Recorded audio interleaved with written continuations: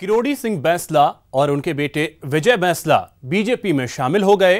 Party का दामन थामने के बाद बैंसला ने कहा कि हम सबको गलतियां सुधारने का मौका मिलना चाहिए और भी कई तमाम मुद्दों पर हमारे संवाददाता अभिषेक आढ़ा ने उनसे बात की।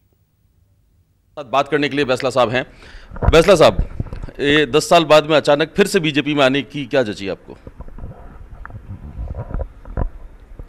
देखिए, पिछले 15 साल से मैं आरक्षण आंदोलन से जुटा हुआ हूँ। I am working for this. और इस 15 साल के दौरान मैंने आंदोलनकारी भी देखे, मैंने इस पर मंथन किया और मैं सोचा कि BJP is certainly better in its day to day functioning and governing than other party. कल परसों तो मैंने कांग्रेस सरकार के शासनकाल में आंदोलन किया है, कल परसों की बात है। उससे पहले 2010 में किया था। सो मेरे लिए प्राइम इम्पोर्टेंस मुद्दे की रही है। कर्नल बैंसला के साथ में उनके बेटे विजय बैंसला ने भी आज बीजेपी ज्वाइन की है, जो कुछ कहना चाह रहे हैं कि आंदोलन ही एकमात्र रास्ता नहीं होता और आप आंदोलन नहीं कर रहे थे।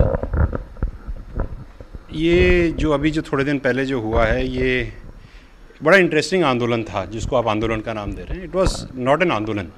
ये बेसिकली एक पॉलिटिकल पार्टी से ये कहा जा रहा था कि आपने जो मैनिफेस्टो लिख करके दिया है प्लीज़ उसको अमल करें।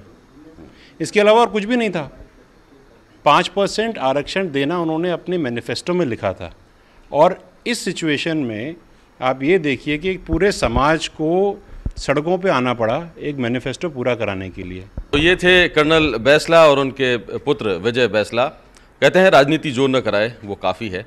कर्नल साहब अब एक्टिव राजनीति में एक बार फिर आ गए हैं, गलतियां सुधारने की बात कहते हुए।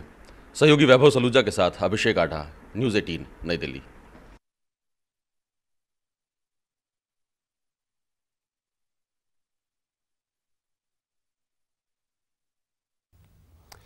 और अब बात आज के सवाल के जवाब का। हमारा सवाल था, बैंसला के बीजेपी में शामिल होने से पार्टी को फायदा होगा।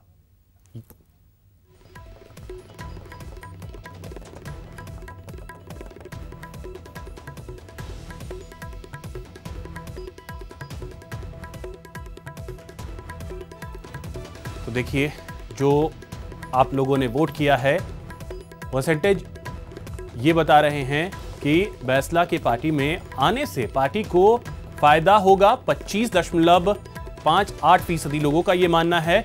फायदा नहीं होगा ये कहना है 74.42% लोगों का। तो बैंसला बीजेपी में शामिल हुए हैं, इसका फायदा होगा ये कहना है तकरीबन 25.5% लोगों का, जबकि फायदा नहीं होगा ये कहना है तकरीबन 74.5% लोगों का।